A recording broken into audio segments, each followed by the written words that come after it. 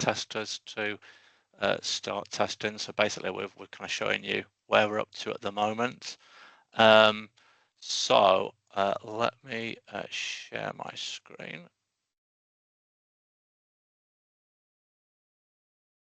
Okay, can you see that? Yep. Okay, great. So so before I start talking about this this screen, we've basically got there's a number of different types of users for the QTF, and in this demo today I'm going to be operating as two different users. One's an internal user and one's a qualifying party user. So the internal user, that's someone who would probably be a member of the QTF team, so our team, and their responsibilities are going to be things like creating the qualifying party record in the QTF, creating the associated test set and all the tests. If there's any exclusions of tests due to placing reliance, then that would be taken into account. And another activity from this role would be to create the MPAN file. So I think we've talked about this a few times, but this is the file of legacy MPANs and data that a supplier needs to load into their systems. It's only suppliers because agents will acquire their MPANs through the QTF. So that's the internal user, which is the screen that you're seeing at the moment. And if I just hover over the login, so I've got two logins. I've got my Elexon account is the Qt internal user, and then later in the demo I will log in as my with my CGI email to show you the role of a QP user. So the qualifying party, I'll try to use less acronyms, sorry. The qualifying party user, that's what you'll be doing when you're running qualification. So the kind of things that a qualifying party will be able to do, and we'll hopefully go through most of this in today's demo, is you'll be able to monitor your progress with the dashboard. You'll be able to view your test sets and a particular test, read its synopsis, what's it trying to do. You'll be able to run a test, rerun any failed tests. You'll be able to fail a test if you've come across something that it needs to fail. There's a test log you can view. You can manipulate evidence, so you can view up evidence, you can upload it, delete it, download it. You can block and unblock a test, and you can view all the different runs that a particular test has had. So we'll try and cover that as well today. But starting with the internal user, so we're kind of showing you this bit.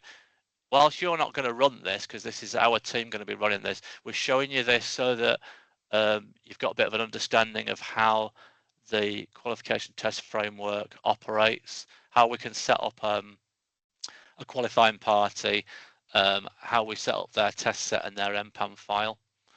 Okay, so what I'm going to do is I am going to create a new qualifying party.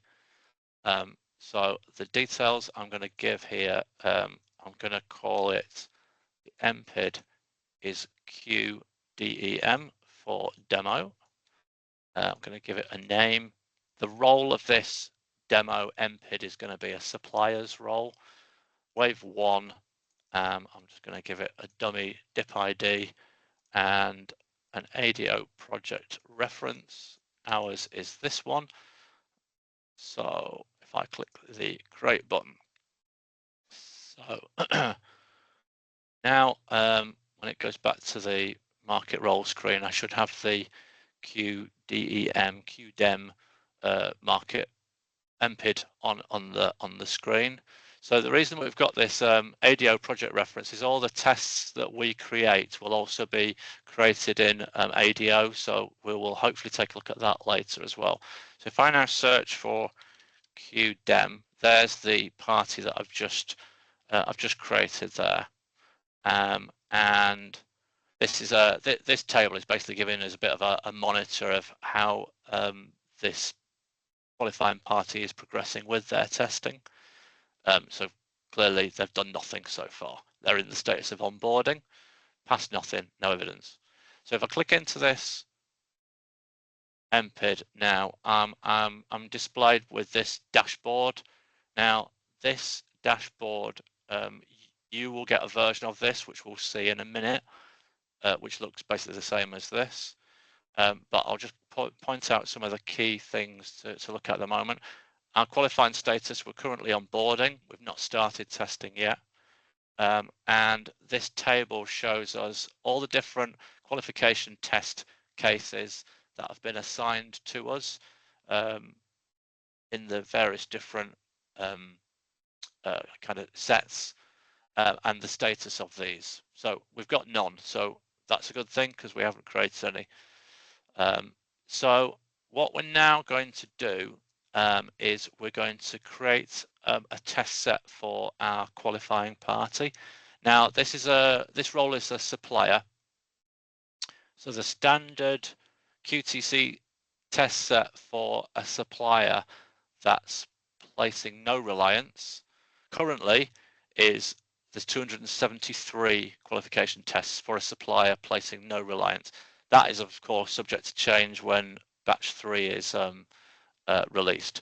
But for now, in this demo, what we're going to assume is that the QDEM party is able to place significant amounts of reliance, resulting in them only actually having 3 tests to run.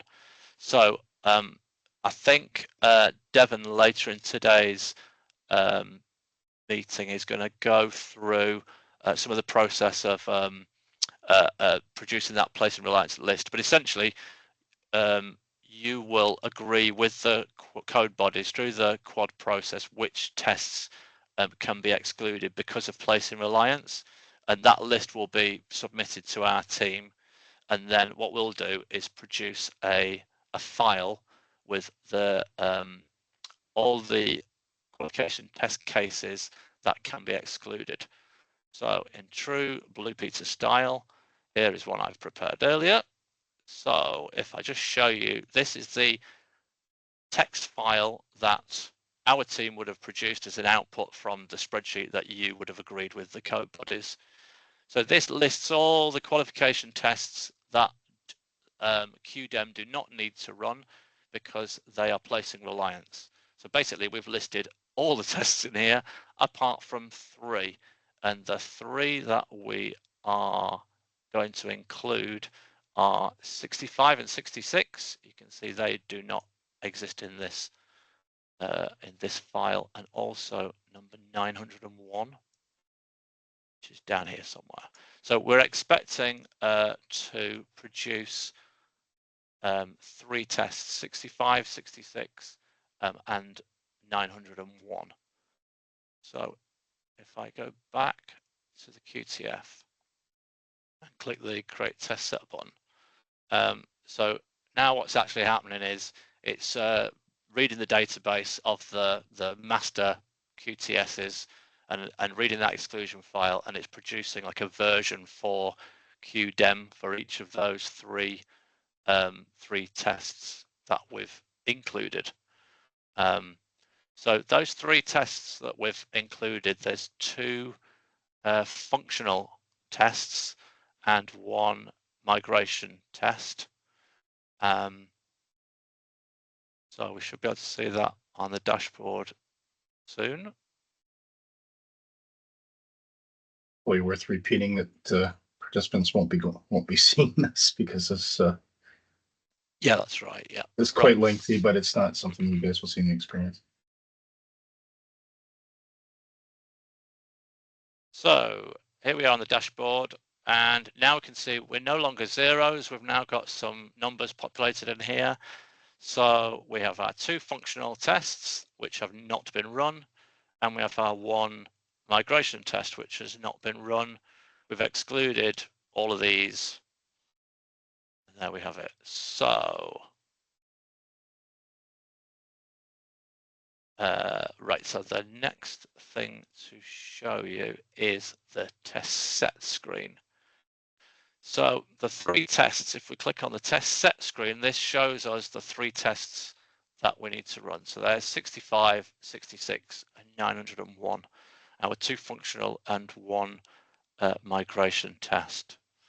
Okay, we'll see this screen again when I log in as the QP user. It's the same screen that we'll actually use to actually run the test. So we'll revisit this in a little while. But let's just go back to the QP dashboard, is it? So the next thing that I need to do is create an MPAN file. So again, just recapping, this is the CSV file that's going to contain all the MPANs that you need to run your 3 tests. If you recall, right, I'm going to click the button, and while it's doing it, I will talk. If you recall, we are going to provide 20 MPANs or MPAN sets per test. So that gives you 20 MPANs to run as many times as, well, hopefully you'll pass first time, but if you don't, you've got 19 other MPANs to attempt to run the test with. So that says it's finished. So if I go back to our Azure portal and go into MPAN files, if I just search for QDEM, here's the file that's just been produced. So if I have a look at this MPAN file, so this is a CSV file that's got all the MPANs and various bits of legacy data that you will need to load into your legacy systems. And we had 3 tests. Each of these are single MPAN tests. So we've got 62 rows in this CSV file. We've got 2 header rows in here. So that's 60 MPANs, so 20 MPANs per test. Okay, so and then we will share that MPAN file with you via your dedicated Teams channel. That's the plan. Okay, so I'm going to pause there for any questions because the next step is to log in as a QP user. So is there any questions so far? Is the right answer. Good, right, okay. So I'm now going to log in. So I've got a in private session so it doesn't confuse, get confused with my 2 logins. I'm going to log in as a QP user, which is my CGI login. Just bear with it while my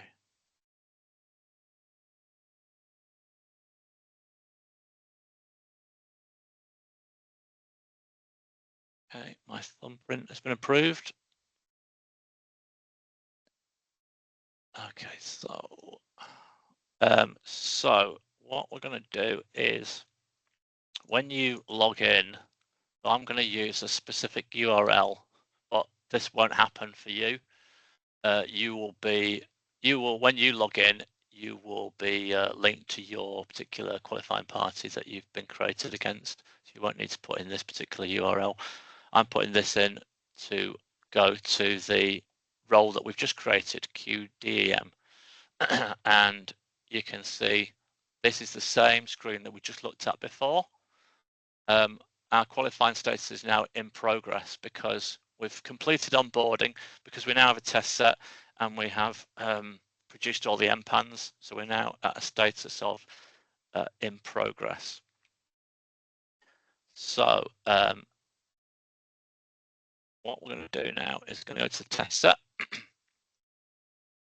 And we should see the same 3 tests, 65, 66, and 901. So what we're going to do now is we're going to look at one of these tests. We're going to look at this one, 66. Now, these tests that we have chosen, initially these are, so if you recall, these are copies of SIT tests. And this particular test involves only the DTC. So this is sending and receiving of D10s between supplier and the data service. So yeah, when we click onto a particular test, we're presented with a screen that looks like this. You can see the test run status is not run because we haven't started it. We have this this bar has got the synopsis, which we can expand, and we've got a consistent format for the synopsis for each of the tests. So we always tell you, again, this is a copy of, initially it's a copy of what's in SIT. We may expand it in some instances, but it's always going to tell you the market segment, whether it's a single linked or related, and that kind of stuff. So that's the synopsis. And then we have the test steps and the description of each of the steps. And along here, we've got the party who's expected to run the step. So bearing in mind, we are logged in as QDEM, who is a supplier. Then the supplier is expected to run this step because QP, the qualifying party, is expected to run this step, and the QTF, the Qualification Test Framework, will run these 4 steps, and then the qualification party will run this step. Okay. We've got docs. This is a count of the evidence files that have been uploaded to the QTF and the status of the step. Okay. Now clearly we haven't run anything, so so that's where we are now. The next step is to start this test. So if I click the Start New Run button, basically I'm prompted with a list to choose the MPAN that I'd like to run this test with. So remember, we've allocated 20 MPANs for this test. It defaults to giving me an MPAN, but I can choose a different one if I want. So I'll choose this one ending 990. There's a lot of 9s there. And if I click Start Run, so what's now going to happen is the Qualification Test Framework is waiting for, because this first step is a qualifying parties step. It's the QTF is waiting for the supplier to do something. So at that point, what happens is the test pauses. It says paused here. It's got a pause icon, and we can either continue it or we can fail it at this point. But currently, it's paused, doing nothing. Now, what's expected is that the supplier would send a D10 for this MPAN. Okay. Now, once they've done that, they can, if they wish, upload evidence now, or they can save evidence upload for later. But let's just show you the evidence upload for now. So if I click on this, I can choose a file to upload. So here I've got a text file, QDEM D10, upload evidence. And then I'm presented with a table that shows me all the bits of evidence that have been uploaded. Now, if I now click on this, it shows me the contents of that file that I've uploaded. So you can upload text, images, PDFs, all sorts of things. I can also download this evidence. Open that, you'll see there it is, same file. And then if I go back, I can upload additional evidence. So if I now upload a screenshot, JPEG,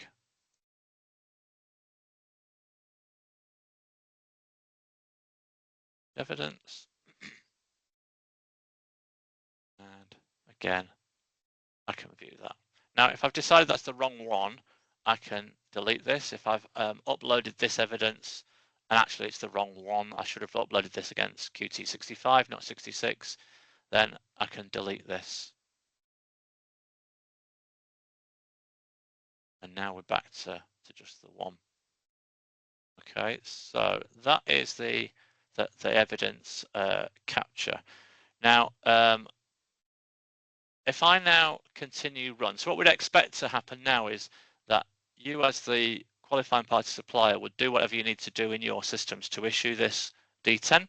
Then once you've done that, you would come back to the QTF screen and you would click the continue run button. Now what that's going to do is it's going to move the test onto the next step here, onto step 150, which is our stub, our data service stub as part of the QTF is waiting to receive that D10 that you've sent. So what will happen is our DTN gateway will poll for that file that you've sent, and once if it receives it, great, it'll check it and move on. In this case, it's failed because it hasn't received it. Well, we know we haven't received it because I've not sent anything. So that's why this has failed at the moment. We've got the test run status of failed up here. Now that was pretty quick, that timeout. So that's just for test purposes. We're going to extend that for real life to allow the DTN time to actually process the file that you've sent. But essentially, once it times out, if it receives nothing, the step will fail and then the test will fail. Okay. So something else to show you is this view test run log up here. So every action that happens during the QTF gets logged with a timestamp, including the actions that I've done myself, uploading and deleting evidence, resuming the test, and that kind of thing. And this log can be exported. Now, the exported log also includes the synopsis that I showed before. So that's helpful when you're reading the log. It gives you a bit of context to what the log's actually about, which test it's about. Okay. Right. So so that is running a test from a QP's point of view. Yes, I can also rerun the test. If I was to start a new test, I could choose another MPAN and go again. I'm not going to do that because it'll just do exactly the same thing as before. So something else I want to show you is blocking or unblocking a QTC. So test 65, which is not in progress and not been run. If I wanted to block this because I'm aware of a defect, which means I as a QP can't run this test, then I can block the test. It asks for a reason, and then what happens is you will see that the icon changes to this blocked icon. If I drill into it, I can't run it. Its status is blocked, and the start run button has disappeared, been replaced by an unblocked test case. So this is blocked for all the QDEM users, not just me. So if we've got a team of testers, then that block applies to all of them. So I will now, if I go back to the dashboard quickly, I'll show you that should now show as a blocked test. We've got one failed test, look now.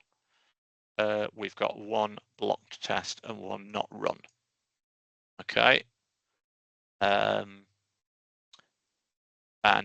if I go back to the test set, I'll now unblock it, go into the test, and I'll unblock it. And you'll see it now changes back to not run. And I could now run it if I wanted to. Okay. Right, at this point, I'm going to pause for questions. Yes, Kirsty. No, yeah, just a quick one on the blocking. Say, for example, you start running it, because you haven't discovered said bug that would block it from running. So you might have a couple of past tests, maybe one might be paused. Would you then block the next step, or would you block the whole test? In which case, do you lose it or do you fail it and then set it as blocked afterwards? You can only block a test that's not in progress.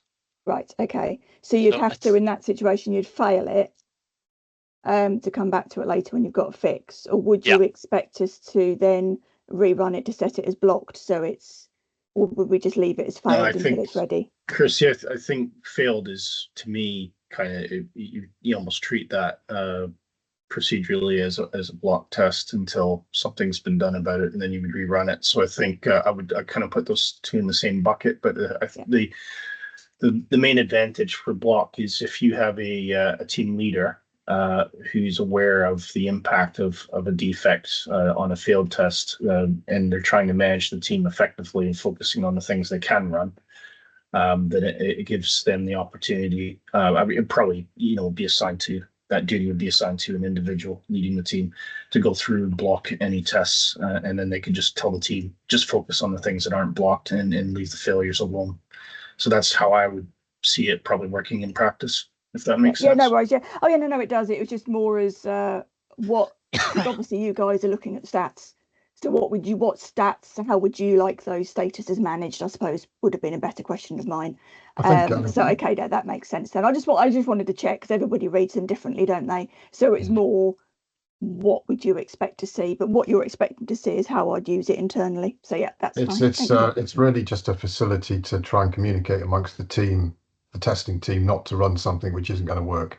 Okay, so it's not something you'd see it, but you're not. We do see it, but it's not well interesting. It's I mean, if obviously, I guess if you saw a whole load of tests being blocked, we might pick up the phone and just ask, is there a problem? Is there something we can help with? But blocking is really just designed to help the user. Just for us. Okay, that's perfect. Thank you. Good stuff. Right, if there's no more questions, I'm just going to allow Purushotama to share his screen, where we can see the 3 tests that we've created for QDEM. We can see them in ADO. Now, I am no ADO expert, but yeah, Dave, I'm sharing the screen. Thank you. Yep, we've got that. So yeah, that's the QDEM test plan, and if we drill into that, we should see the 3 tests: 65, 66, and 901. And there they are. And yeah, so the idea would be that once you've completed your test in the QTF and uploaded evidence to the QTF, it will be uploaded into ADO too. I don't think there's much more to say about ADO unless I've missed anything else. Anybody? No, I think it's just probably worth pointing out, Dave, that that ID that identifies your the equivalent ADO representation of the test, there's a little facility in the QTF for you to copy that to clipboard so that you can go into ADO and go straight to the appropriate project, and then that's if you need to raise defects, then you'll be raising them in ADO, but you can raise them then you can go straight to the appropriate plan and find the case and then and then raise the defect against that case. And I'll just supplement that by saying we're not going to be going into detail about the defect management process today, but we are currently working on guidance for that, and we'll have a subsequent presentation in due course. Okay, good stuff. Right, I will take the screen back then. Okay, can you see that? Yep. Right. Okay, so the next part of the demo, we're not going to use QDEM anymore, because as you can see from QDEM, not a right lot happens because we're waiting for interaction with a qualifying party that's not going to do anything. So we've set up another qualifying party, a test one called Fred, and Fred has a market role of XXXX. And the reason for this is so that we can run tests in the QTF where every single step is run by a simulated stub. So it means that we can run an end-to-end test, and one of our stubs will send a message over the DIP or the DTN, and it'll be received by one of our other stubs, etc., etc. So this is purely for our alpha testing phase. The beta testers will be using the QP role. They will be acting as the qualifying party like we've just done with QDEM. But for now on in the demo, we're going to be using this Fred role. So if I go into test set, you will see some familiar tests in here: 901, 65, 66. We've also got 67. So the first one we're going to look at is 901. So this is, we've previously run this look and passed it. Again, you haven't got a synopsis for this one. I shouldn't have clicked that. This is you're not going to have a 901 test. This is a DIP seeding test, a prerequisite set of steps to run another test. We'll talk a little bit more about that later in today's workshop. So I'm going to run this test again. I've already run it once successfully, but I'm going to run it again. You can see I've run it 4 times already, so this will be run number 5, which means I've only got 16 MPANs left. So I'm going to run this with MPAN ending 486, and this test it seeds the DIP. So essentially what we're doing is we're sending if31s from our supplier stub to the DIP, and the DIP forwards that on to our registration stub as a POB31, and then we're sending if36s. So while that is chugging away, you can see it's pretty quick. So if we just look in this evidence here, so this is the if31 MS app message that's been sent by our stub to the DIP. So for our MPAN 88486, it's a very small on my screen. So yeah, I've got there's the MPAN there, and this is the if31 that we have produced, and we are attempting to appoint our stubbed metering service MPID, which is QTFB. Okay, I can download this evidence. This is just the same as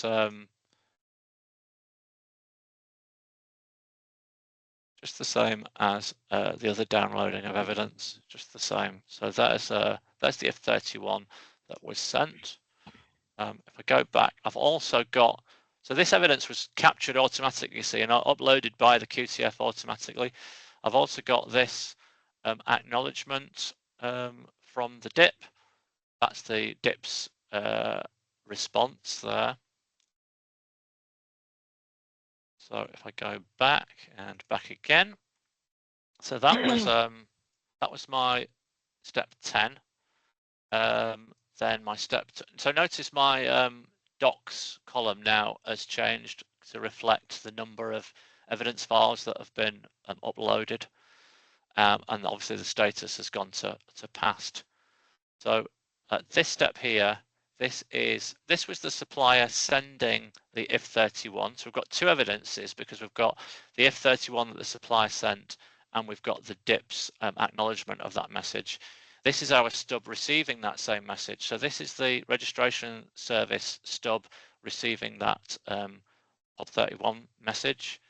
So that is the same message, but it's now got the D0 block in it now, with the POB31 bit in. So this is the bit that the DIP's added.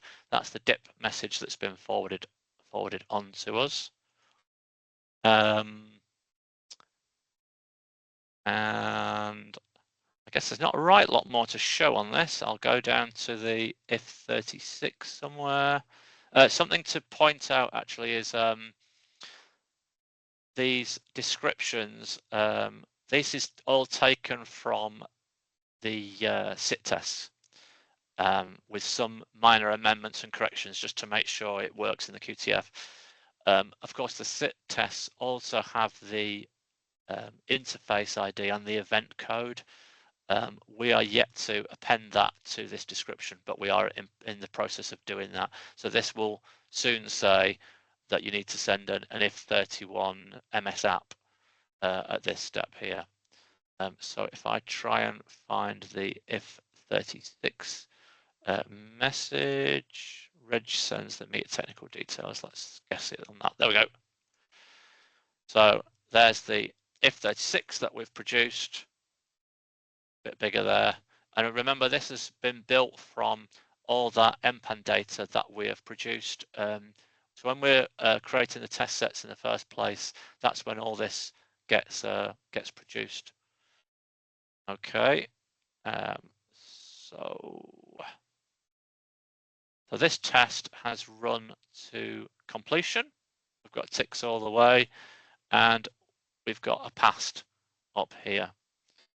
Okay, so if I just quickly look at the log, you'll see it's much fuller now.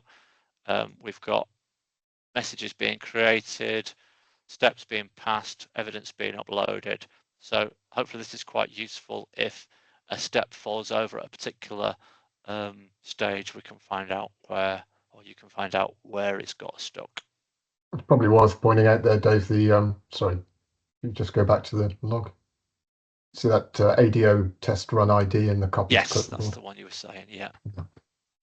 So that just allows you to, if you have got a defect and you failed the test, you can always copy that and use it to find the appropriate place to raise the defect in ADO. Okay, so this view all runs thing, this shows us, bear in mind we've run this test 5 times. If we click on view all runs, it will show us each of the 5 runs of this test. Shows us the MPANs that we used for each of the runs. And if we drill into one of these runs, it's showing us the same screen with the steps and all the evidence. It's showing us that particular run of that test. So we can go back and see previous failures. We can look at the logs of previous failures. And we can look at the evidence from previous failures to compare steps if we want to. Okay, so that's the view all runs screen there. Right, so I think the next thing to show you would be a DTN test. So QT66, 901 was dip only, 66 is DTN only. So this is the same test that we ran as QDEM, but of course it got stuck because nothing was sent. But now I'm going to run this again as our XXXX role, where all the parties are stubs and simulated. So again, it asked me to choose an MPAN. I'll leave the default one there. Now, this is a fair bit slower, to be fair, but again, this is because we're waiting on the DTN polling times. So this can take a little while longer. So maybe I can talk about other things while this is going on. Basically, it's taken a bit longer because of I think the polling time is it 2 minutes or something? I can't quite remember. I know we've got it as fast as we can here, but it can take some time at the gateway. So you view the test log, Dave, just to show what's yes, happening. I can. You're right. So I can see that the test has started. We have produced the D10 to be sent, and it is sat in this outbox waiting for the DTN to pick that up.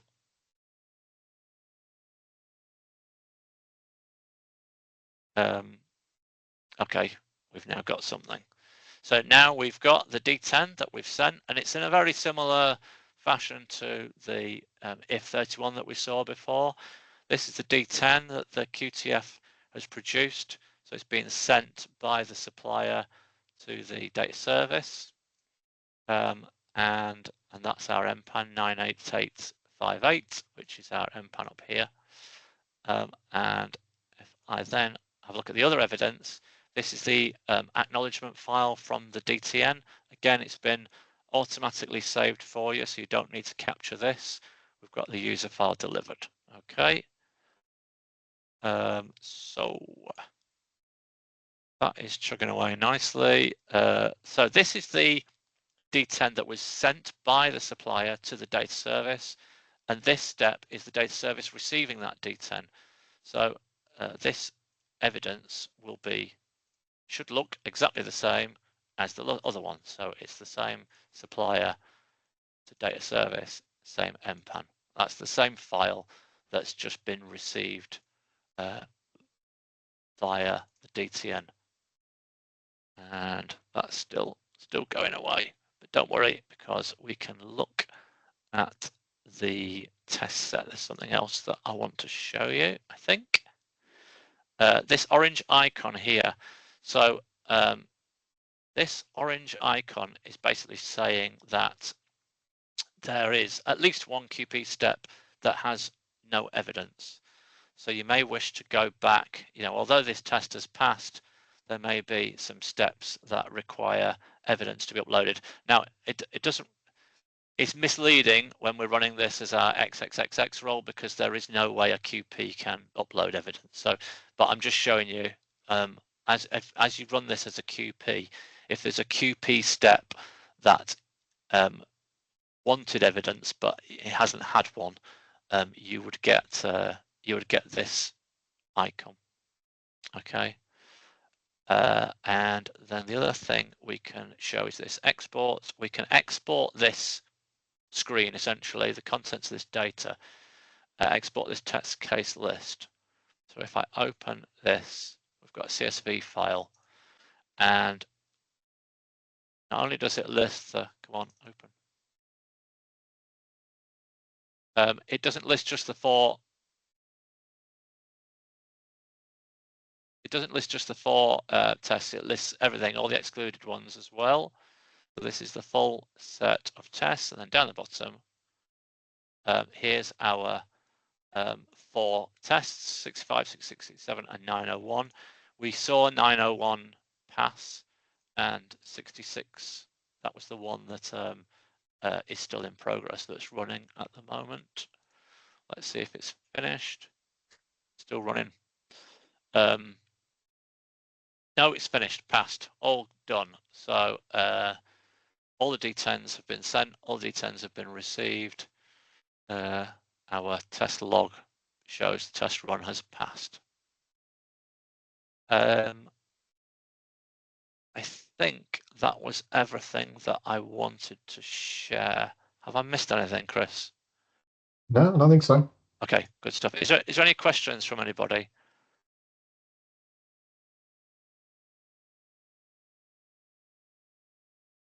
No, okay. That's me done. Over to whoever's next. Chris.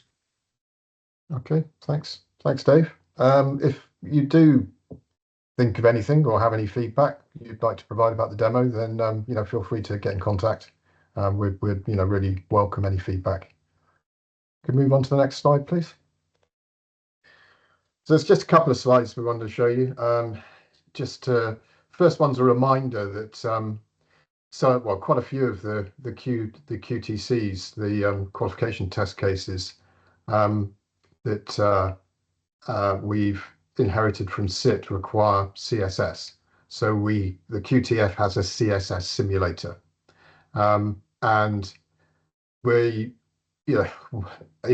those of you familiar with non-SIT LDSO, they've taken a sort of a slightly simpler approach to their simulator, in that all of the DNOs use the same system and the same CSS adapter.